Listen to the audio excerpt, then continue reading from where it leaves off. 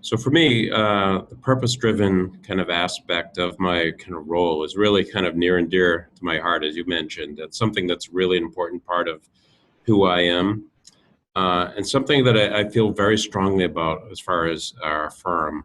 There's these innate, unique gifts that people bring as a collection of people with a firm, I think is something that's really important. Certainly something I've experienced in my own life, and I really kind of see as one of my primary responsibilities as CEO to bring out the best in our people. So it was about 7 years ago, we went through a merger. And as a result of that, I mean, the firm had really kind of lost its way. And I took over as CEO shortly after that merger had happened. And I recognized that the two firms had really kind of different purposes and they were struggling to find their way. And so one of the things I made a priority was to really create this renewed sense of a singular purpose and direction for the firm. Yeah, I don't actually think that we're done, so I'm not sure that I can say how long it's going to take. I don't know that it actually has an end. It's not actually a straight line journey from point A to point B. I think the experience that I've had is that there's been times where it's had a lot of enthusiasm around getting clear on purpose, and other times where we've kind of lost some focus. So, my goal is to really kind of deeply embed this in our firm, such that it becomes part of my own legacy, and to ensure that we never really kind of lose our way again.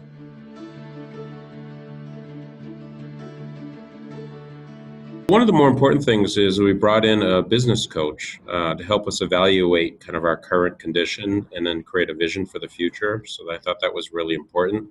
It was a challenging process. I think with the multiple people involved at the time regarding the merger, we didn't have a sense of a clear identity of what our singular purpose was. So we got deep into exploring through this kind of business coaching model, exploring what our purpose might be, what this common purpose might look like. That clarity, I think, came out through that process. I think that was a really important kind of step for us. We worked with the coach for about a year and a half, and that was a fundamental kind of first step in our journey.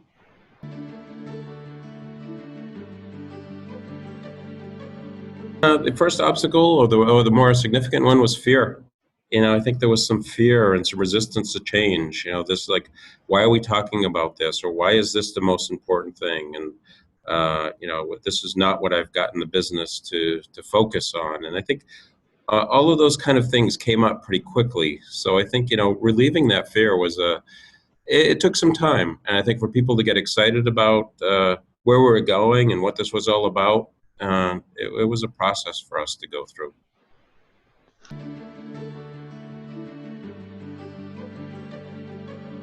The staff has responded in a very positive way. I think that's become a very essential part of who we are, not only with the staff, but also with our clients. I've seen the impact of that.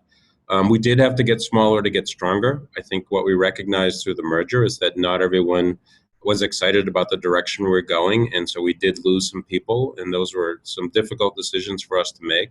But I think the stronger and the clearer we've gotten, the easier it is for staff and clients to understand why they should join us or pick us. So that initial kind of fear was around kind of what the obstacles might be, and ultimately I think what the strengthening of the purpose has done is it's created a renewed sense of pride, of identity. I think that's what I've seen show up, is people are always kind of proud, and there's a real consistency when they talk about us and who we are and what we stand for. And it shows up in particular when I think about when we're doing presentations to clients or when we're doing interviews. There's a real consistency. Almost anyone you can meet is going to talk about us in a very consistent, similar way with a real amount of depth and passion.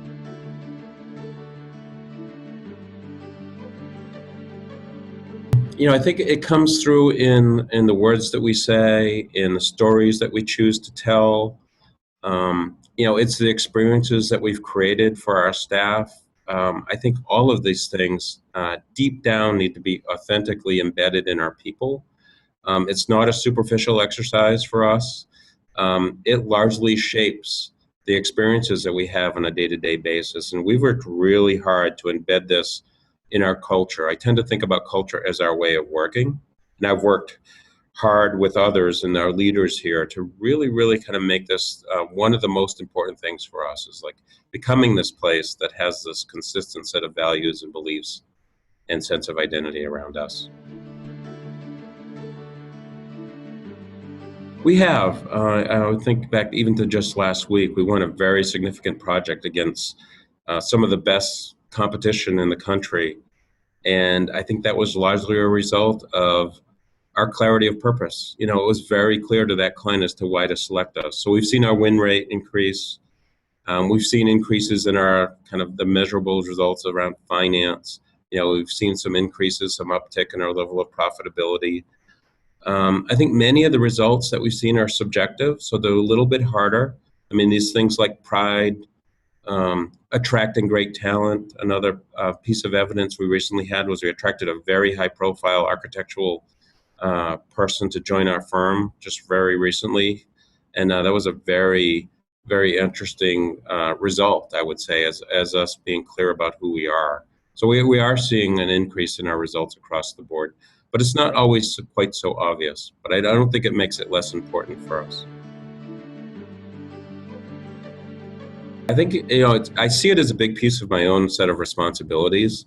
When people get to know me, they get to meet me, the staff here, I mean, they know this is a big piece of who I am. They know it's a big piece of who our leadership team is. We've put programs in place to help support that.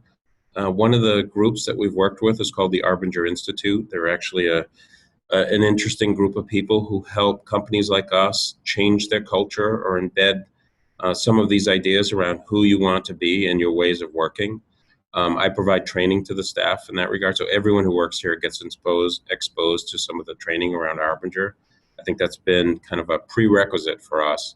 And then in addition to that, we do leadership training and lean training, which is really about respect for people. So all of these kind of things work together to reinforce this, like, who are we? And there's a real consistency. I think anyone who works here gets a real strong sense of all of this. It's really the leader's responsibility to own these kinds of things. I mean, I think whether it's the CEO or principals within a firm, this isn't something you can kind of try on, if you will. I mean, it really needs to be part of your DNA. It needs to be part of the thing that gets you up in bed in the morning. People get such a strong sense of whether, like, is this who he really is, or is he just saying this? And I think to the extent that me and others show up in the firm as this is our way of being, this is who we are, it resonates with people. When we're faking it, and we're trying to be something we're not, people have a real strong sense of what that looks like, and it really it doesn't take hold. So for me, it's being authentic to yourself, being vulnerable, being open. All of these kind of things are just essential to leading a firm and having people have a clear sense of what we're about and what we believe in.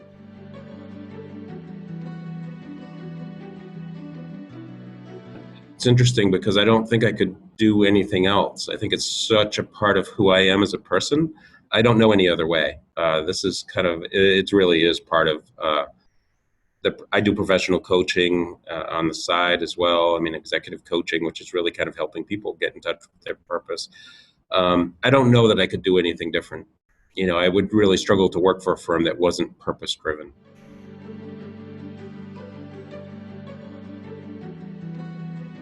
I think of one of the earlier ones was called Good to Great. I know many people are familiar with this, with Jim Collins. And what I really liked about the book is he talked about this kind of level 5 leadership. We use that actually in our promotion process here. And the thing that stuck out for me about that is this kind of enduring quality of leadership, where it's this mix of humility with this relentless pursuit of greatness. And I think, those combination of those two qualities alone, I think, are pretty special. And we look for those in our leaders. And I think that's a great book for someone who's thinking about their own firm or their own kind of sense of what they're about, and trying to reimagine, what their purpose might look like. I think that'd be a great place for them to start. So one of the things I did for myself was to actually take a course. This was a 3-day course at the Harvard Business School called Purpose to Impact. And so this course was very meaningful for me. In the 3 days, I actually worked with people all over the world to explore my own personal purpose and to get very, very clear about why I'm here, not only in the firm, but why I'm on the planet. What is it that I was here and meant to do? And we explored that through our stories, our experiences, crucible stories, these moments in time where you're really kind of tested and you come out the other side. And over 3 days, I worked with a small group of people who I remain connected with all over the world, actually. And together, what we did was each of us deeply explored our personal sense of purpose. And that was a real milestone moment for me. It really left a big impact on me and really helped clarify for me as a person and a leader how I fit in and what was meant for me to be doing and how I could build a plan to get more congruent with my own kind of purpose.